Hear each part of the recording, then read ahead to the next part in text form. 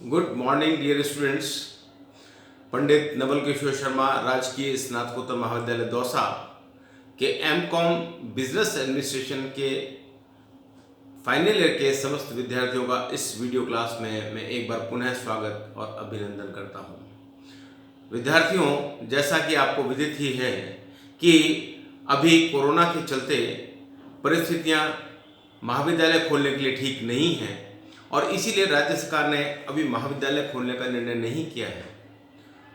इसी कारण से हम लोग आपकी सुविधा के लिए और आपके लाभार्जन के लिए प्रतिदिन YouTube चैनल पर वीडियो अपलोड करते हैं और मुझे मालूम है, मैंने देखा है कि बहुत से व्यूज़ उस पर मेरे को मिलते हैं, कमेंट्स आते हैं और आप लोग इन वीडियोस को बड़े ध्यान से देखते हैं और अध्ययन करते हैं। आप लोग इसको ध्यान से देखते हैं, पढ़ते हैं और अपने व्यूज़ पकड़ करते हैं। उसके लिए मैं आपका तहे दिल से शुक्रिया अदा करता हूँ। अब आज की इस वीडियो क्लास में हम क्या पढ़ने जा रहे हैं, मैं आपको एक बार थोड़ा सा हिंट देता हूँ। आज हम management of public enterprises topic subject को ले रहे हैं, जिसके अंतर्गत हम आज कार्यकुशलता के बारे में चर्चा करेंगे, एफिशिएंसी के बारे में चर्चा करेंगे कि एफिशिएंसी क्या होती है, खासतौर से लोक उपक्रमों के संदर्भ में, और लोक उपक्रमों की एफिशिएंसी को मापने के विभिन्न आधार मापदंड क्या हैं, इनको भी जानने का प्रयास करेंगे। तो जहाँ तक कार्यकुशलता का सवाल है विद्यार्थियों, मैं आपको बता दूं कि ये कार्यकुशलता शब्द जो है ये तुलनात्मक अध्ययन करने के लिए आमतौर पर प्रयोग में लाया जाता है और हम जब कई बार इस शब्द का प्रयोग करते हैं तो दो चीज़ों के बीच में तुलनात्मक अध्ययन करने के लिए आमतौर पर करते हैं। जैसे मैं कहता हूँ कि अगर निजी क्षेत्र की बात करें, सार्वजनिक क्षेत्र से इसको कंपेयर करें, तो निजी क्षेत्र हमें ज़्यादा कार्यकुशल नज़र आते हैं या कार्यकुशलता उनमें ज़्यादा नज़र आती है, एफिशिएंसी उनमें ज़्यादा नज़र आती है। तो इसका मतलब हम दो क्षेत्रों की तुलना कर रहे हैं। कई बार हम कहते हैं कि साहब फलाना अस्पताल ज़्यादा एफिशिएंट है, ज़्यादा अच्छी सर्विसेज देता है बजाय दूसरे अस्पताल के। इसका मतलब हम दो अस्पतालों की तुलना कर रहे हैं और अस्पतालों की तुलना उनकी एफिशिएंसी को लेकर की जा रही है, उनकी कार्यकुशलता को लेकर की जा रही है। कई बार हम ये भी कहते हैं कि एक्स व्यक्ति जो है वो बड़ा कार्यकुशल है, वाई व्यक्ति उतना कार्यकुशल नहीं है। इसका मतलब एक्स व्यक्ति में कुछ ना कुछ है जिसकी वजह से हम उसको कह रहे हैं कि इसकी कार्यकुशलता अधिक है। तो कुल मिलाकर कहने का मतलब ये है कि एफिशिएंसी का मतलब ये है कि हम जो एफिशिएंसी है इसको तुलनात्मक अध्ययन करने के लिए काम में आमतौर पर लेते हैं। अब वास्तव में ये एफिशिएंसी क्या है या ये कार्यकुशलता क्या है, इसको हम पहले देख लेते हैं। तो कार्यकुशलता का अर्थ एक ऐसी शक्ति से है, ऐसी फोर्स से है जो वांछित परिणामों को उत्पन्न करती है। मतलब कार्यकुशलता क्या है, ये एक ऐसी शक्ति है जो वांछित परिणामों को उत्पन्न करती है। लोक उपक्रमों में वांछित परिणाम क्या है? लोक उपक्रमों में वांछित परिणाम वे उद्देश्य हैं जिनकी प्राप्ति के लिए इनको स्थापित किया जाता है। अब लोक उपक्रमों के वांछित परिणाम क्या है? लोक उपक्रमों के वांछित परिणाम वे उद्देश्य होते हैं जिनकी प्राप्ति के लिए इनको स्थापित किया जाता है और ये उद्देश्य जो हैं ये सामाजिक एवं आर्थिक दोनों प्रकार के हो सकते हैं। मतलब ये उद्देश्य इकोनॉमिक भी हो सकते हैं और ये उद्देश्य सोशल भी हो सकते हैं। अतः इन उद्देश्यों की प्राप्ति के लिए ही लोक उपक्रमों की स्थापना की जाती है। तो लोक उपक्रमों के संदर्भ में यदि हम बात करें कार्यकुशलता की, तो वो परिणाम, तो लोक उपक्रम में वांछित परिणाम वे उद्देश्य हैं जिनकी प्राप्ति के लिए उनकी स्थापना की जाती है और जैसा मैंने बताया ये इकोनॉमिक भी हो सकते हैं और सोशल भी हो सकते हैं। अब हमारे देश की जो भूतपूर्व प्रधानमंत्री, यशस्वी प्रधानमंत्री श्रीमती इंदिरा गांधी ने एक बार लोक उपक्रमों की एफिशिएंसी के संदर्भ में चर्चा करते हुए कहा था कि लोक उपक्रमों कि हम लोक उपक्रमों को केवल भावनात्मक मूल्य की दृष्टि से नहीं देख सकते। मतलब मिसेस गांधी ने ये कहा था कि हम लोक उपक्रमों को केवल भावनात्मक मूल्य की दृष्टि से नहीं देख सकते, केवल इमोशनल वैल्यू के हिसाब से इनको हम नहीं देख सकते हैं। इनकी अंतिम जो कसौटी है, मतलब जो इनका जो लास्ट टेस्ट है वो क्या है? लाभदेयता है, प्रॉफिटेबिलिटी है, सेवा है तथा विकास है। मतलब उनके हिसाब से इनकी जो अंतिम कसौटी वो है लाभदेयता, सेवा तथा विकास है। यदि लोक क्षेत्र इन तीनों कसौटियों पर खरा नहीं उतरता तो उसका कोई अर्थ नहीं रह जाता। मतलब लोक उपक्रमों को इन तीनों कसौटियों पर खरा उतरना आवश्यक है, चाहे वो लाभदेयता हो, चाहे सेवा हो और चाहे विकास की बात हो। तो मिसेस गांधी ने लोक उपक्रमों की कार्यकुशलता के संदर्भ में ये कहा कि हम लोक उपक्रमों को केवल भावनात्मक मूल्य की दृष्टि से ही नहीं देख सकते, इनकी अंतिम कसौटी लाभदेयता, सेवा तथा विकास है। यदि लोक क्षेत्र इन तीनों कसौटियों पर खरा नहीं उतरता तो उसका कोई अर्थ नहीं रह जाता। डॉक्टर एन दास के अनुसार कार्यकुशलता के विभिन्न 3 अर्थ हो सकते हैं। अभी अपने कार्यकुशलता का लोक उपक्रमों के संदर्भ में एक अर्थ जाना, लेकिन एन दास एक महान अर्थशास्त्री हुए। एन दास ने कार्यकुशलता के विभिन्न अर्थ बताए हैं और उनके अनुसार कार्यकुशलता के 3 विभिन्न अर्थ हो सकते हैं। तो एन दास के अनुसार कार्यकुशलता के 3 विभिन्न अर्थ क्या हैं? पहला, व्यवस्थापकों के संदर्भ। व्यवस्थापक मतलब जो उसको मैनेज करते हैं या जो उनकी स्थापना करते हैं। तो व्यवस्थापकों के संदर्भ में कार्यकुशलता का अर्थ उपक्रम द्वारा अर्जित लाभ के संदर्भ में देखा जा सकता है। मतलब अगर व्यवस्थापकों के दृष्टिकोण से बात की जाए, उनके दृष्टिकोण से देखा जाए तो कार्यकुशलता का अर्थ अर्जित लाभ के संदर्भ में देखा जा सकता है। तो कार्यकुशलता हम अर्जित लाभों के संदर्भ में देखते हैं। अगर व्यवस्थापकों के चश्मे से देखते हैं या उनके दृष्टिकोण से देखते हैं तो इनका अर्थ जो है कार्यकुशलता का, वो अर्जित लाभ के संदर्भ में इनको देखा जा सकता है। सेकेंड, उन्होंने कहा कि उपभोक्ता के संदर्भ में, अगर आप एज ए कंज्यूमर अगर आप देखते हैं, उपभोक्ता के रूप में देखते हैं तो कार्यकुशलता क्या होती है। तो उपभोक्ता के संदर्भ में क्या उपक्रम दिए हुए मूल्यों पर उपभोक्ताओं की अधिकतम मांग की पूर्ति उत्पादन के अनुकूलतम स्तर पर कर रहा है? ये उन्होंने एक प्रश्नवाचक चिन्ह लगाया है कि क्या उपक्रम जो है वो दिए हुए मूल्यों पर, मतलब जिस मूल्य पर उपक्रम सेवा या उत्पाद प्रदान कर रहा है, क्या उपक्रम दिए हुए मूल्यों पर उपभोक्ताओं की अधिकतम मांग की पूर्ति उत्पादन के अनुकूलतम स्तर पर कर रहा है। इसका मतलब ये हुआ कि क्या उपभोक्ताओं की मांग की पूर्ति उत्पादन के अनुकूलतम स्तर पर की जा रही है कि नहीं, ये उपभोक्ताओं के दृष्टिकोण से इम्पॉर्टेंट है, ये कार्यकुशलता है। क्योंकि यदि उत्पादन के अनुकूलतम स्तर पर उपभोक्ताओं की अधिकतम मांग की पूर्ति हो रही है, इसका मतलब उपभोक्ताओं को भी वस्तु अच्छी और सस्ते दर पर मिल रही है और व्यवस्थापकों को भी लाभ हो रहा है, क्योंकि उत्पादन का अनुकूलतम स्तर पर उत्पादन हो रहा है, वस्तुओं और सेवाओं का उत्पादन अनुकूलतम स्तर पर हो रहा है। और तीसरा कार्यक्षमता या कार्यकुशलता का जो अर्थ उन्होंने बताया वो तकनीकी संदर्भ में बताया कि तकनीकी संदर्भ में कार्यकुशलता का अर्थ लोक उपक्रम उपलब्ध भौतिक, मानवीय एवं वित्तीय संसाधनों का कुशलतापूर्वक एवं श्रेष्ठतम प्रयोग करते हुए अपने उद्देश्यों की प्राप्ति में कहाँ तक सफल हुए हैं।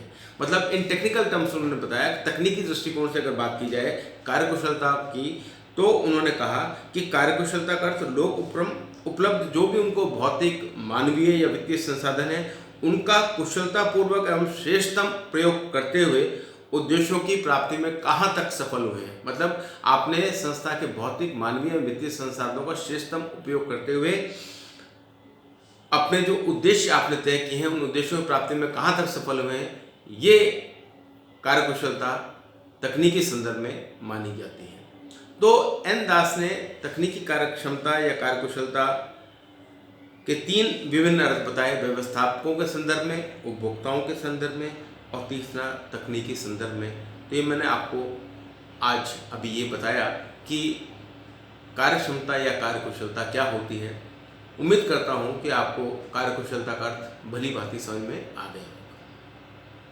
अब हम इसके अगले चरण पर चलते हैं और वो ये है कि लोक उपक्रमों की कार्यकुशलता का आधार अथवा मापने की विभिन्न विधियां या मापदंड क्या हैं। अब जहाँ तक लोक उपक्रमों की कार्यकुशलता को मापने की बात है, तो लोक उपक्रमों की कार्यकुशलता को मापने का कोई एक सेट फॉर्मूला नहीं है, कोई एक मापदंड नहीं है, कोई एक यार्डस्टिक नहीं है।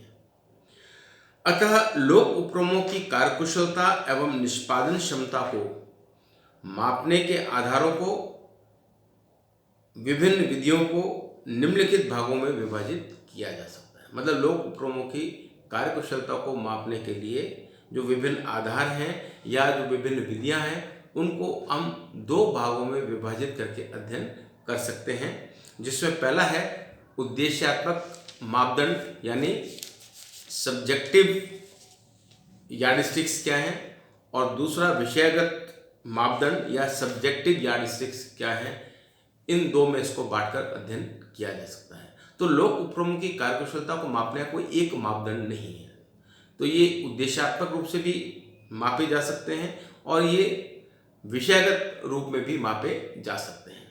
अब जहाँ तक उद्देश्यात्मक मापदंड का सवाल है, तो लोक उपक्रमों की कार्यकुशलता को उद्देश्यात्मक रूप से मापने के लिए बहुत से तरीके हो सकते हैं, जैसे लाभदेयता या लाभदायकता क्या है, दूसरा उत्पादकता, तीसरा उत्पादन की लागत, चौथा अनुमानित लागत तथा निर्माण में लगने वाले समय का अनुमान, पांचवा राजकोषीय मापदंड। ये तो उद्देश्यात्मक की बात की कि उद्देश्यात्मक मापदंड ये हो सकते हैं।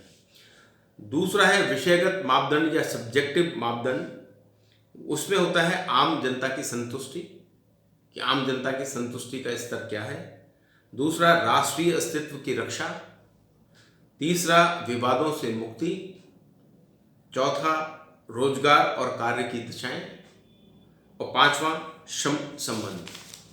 तो ये लोक उपक्रमों की कार्यकुशलता को मापने के दो मापदंड आपको मैंने बताए, जिनको कि हमने उद्देश्यात्मक और विषयगत मापदंड के अंतर्गत बांट दिया। तो आज हम इसकी शुरुआत करते हैं मापदंडों की, उद्देश्यात्मक मापदंडों से। तो उद्देश्यात्मक मापदंडों में पहला जो है वो है लाभदायकता या लाभदेयता।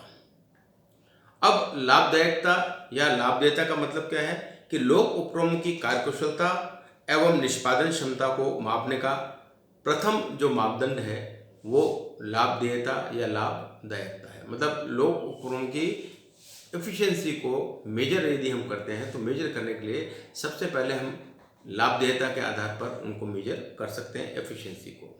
इसकी गणना करना, लाभदेयता की गणना करना जो है वो बहुत आसान कार्य है। यह स्पष्ट करता है कि किसी विशिष्ट उपक्रम की किसी विशिष्ट अवधि में लाभ की स्थिति क्या रही है।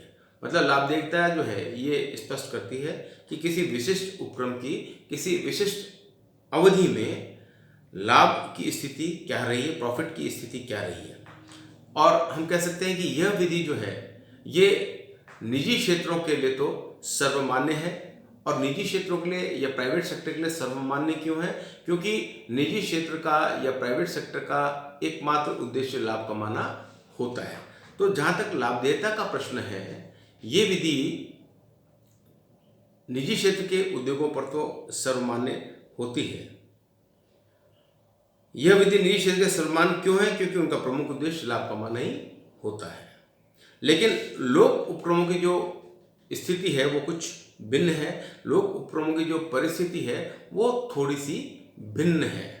अब परिस्थिति चूंकि थोड़ी सी भिन्न है, इसलिए अब भिन्न कैसे, पहले अपन ये देख लें। तो भिन्न इसलिए है कि जैसे लोक उपक्रमों में क्या होता है कि लोकहित में उनको कार्य करना होता है, उनको पब्लिक इंटरेस्ट, जनहित में, लोकहित में काम करना होता है। निजी क्षेत्र के लिए जरूरी कि वो जनहित में काम करें, वो स्वयं के हित में काम करते हैं। तो इनकी परिस्थिति किस प्रकार से भिन्न हुई, ये लोकहित में काम करते हैं। दूसरा, लाभार्जन को विशेष महत्व नहीं देना।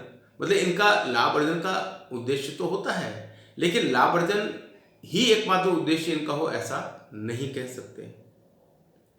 तो ये एक इनकी विशिष्ट स्थिति है। तीसरा, आदर्श नियोक्ता की भूमिका इनको निभानी होती है। मतलब ये एक आदर्श, ये एक आइडियल एम्प्लॉयर के रूप में इनको अपनी भूमिका निभानी होती है। और शोषण नहीं करना, मतलब ये आम जनता का शोषण नहीं कर सकते इत्यादि। तो इनकी जो परिस्थितियां हैं वो भिन्न हैं। अतः लाभदेयता के आधार पर सार्वजनिक उपक्रमों की कार्यकुशलता का मापन नहीं किया सकता, क्योंकि इनकी परिस्थितियां भिन्न, इनका मोटिव भी निजी क्षेत्र की तुलना में बिल्कुल डिफरेंट है। तो ये हम कह सकते हैं कि लाभदेयता के आधार पर सार्वजनिक उपक्रमों की कार्यकुशलता का मापन नहीं किया जा सकता। तो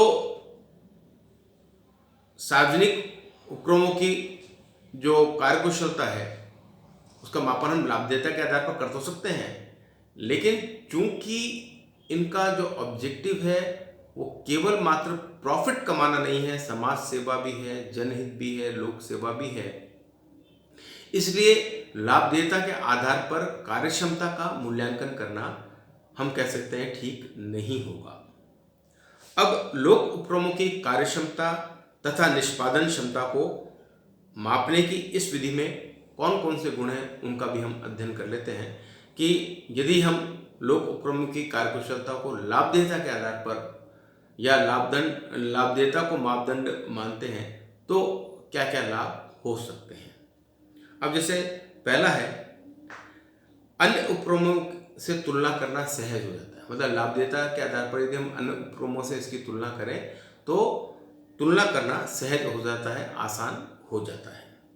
दूसरा, यह विभिन्न घटकों की कार्यकुशलता को सामूहिक रूप से प्रकट करता है कि मतलब ये दूसरे जो अन्य घटक हैं उन घटकों की सामूहिक रूप से उनको प्रकट करता है। तीसरा, यह एक सर्वमान्य तथा बहुप्रचलित विधि है। मतलब लाभदेयता जो है ये एक सर्वमान्य या बहुप्रचलित विधि होती है। ये हम सभी जानते हैं कि किसी भी ऑर्गेनाइजेशन को दूसरे ऑर्गेनाइजेशन से जब कंपेयर करना होता है, जब उसकी तुलनात्मक अध्ययन करना होता है, तो लाभदेयता एकमात्र सर्वमान्य चीज या मापदंड हो सकता है। तो यह एक सर्वमान्य तथा बहुप्रचलित विधि है, बहुत पॉपुलर विधि है, क्योंकि इसकी गणना करना बहुत सरल और शीघ्र समझने योग्य है। क्योंकि लाभदेयता के आधार पर गणना करना मापदंड का मतलब एफिशिएंसी का वो बहुत सरल है और शीघ्र समझने योग्य, सबके समझ में आसानी से आ जाती है। चौथा फायदा यह है कि यदि यह विभिन्न उपक्रमों की कार्यकुशलता के मापन के लिए एक सामान्य आधार प्रस्तुत करती है। मतलब ये एक बेसिक आधार प्रस्तुत करती है विभिन्न उपक्रमों की कुशलता के मापदंड मानने के लिए। और पांचवा है, इस विधि से किसी भी निश्चित अवधि में उपक्रमों के लाभों की स्थिति का पता किया जा सकता है। मतलब आप लाभदेयता को यदि कार्यकुशलता का आधार मानते हैं या मापदंड मानते हैं तो इस विधि से किसी भी निश्चित अवधि में, पर्टिकुलर किसी भी अवधि में लाभों की स्थिति का पता आसानी से किया जा सकता है। तो सार्वजनिक उपक्रमों की कार्यकुशलता को मापने के लिए लाभदेयता को एक मापदंड या यार्डस्टिक बनाया जा सकता है, किंतु सार्वजनिक उपक्रमों की कार्यकुशलता एवं निष्पादन क्षमता केवल लाभों से नहीं आंकी जा सकती। जैसा मैंने पहले बताया, वास्तव में यह कथन सही है। केवल हम लाभ के संदर्भ में ही इनकी कार्यकुशलता को नहीं देख सकते हैं, क्योंकि इनकी कुछ सीमाएं भी हैं। अब इनकी सीमाएं क्या हैं उनको जान लेते हैं कि इसकी लिमिटेशंस क्या हैं। कि यदि हम लाभदेयता के आधार पर सार्वजनिक उपक्रमों की कार्यकुशलता को मापते हैं तो उसकी सीमाएं क्या हैं। जैसे पहली सीमा यह है कि समाजवादी दृष्टि से लाभदेयता आधार ठीक नहीं। मतलब अगर समाजवादी दृष्टिकोण से इसको देखा जाए तो लाभदेयता के आधार पर किसी भी ऑर्गेनाइजेशन की एफिशिएंसी या सार्वजनिक या लोक उपक्रमों के एफिशिएंसी की तुलना करना ठीक नहीं रहता है। तो समाजवादी दृष्टि से लाभदेयता आधार ठीक नहीं माना जाता, ये इसकी सीमा है। दूसरा, लाभों के अनेक प्रकार हो सकते हैं, जैसे सकल लाभ, शुद्ध लाभ, पूंजी पर प्रत्यय या लाभांश इत्यादि। मतलब लाभों के भी कई प्रकार हैं, जैसे ग्रॉस प्रॉफिट, नेट प्रॉफिट, पूंजी पर प्रत्यय, रिटर्न ऑन इन्वेस्टमेंट या लाभांश, डिविडेंड इत्यादि। ऐसी स्थिति में लाभ के किस आधार को स्वीकार किया जाए, मतलब किस चीज़ को लाभ का आधार माना जाए या स्वीकार किया जाए, ये भी मुश्किल काम है। तीसरा, यह सर्वमान्य नहीं है।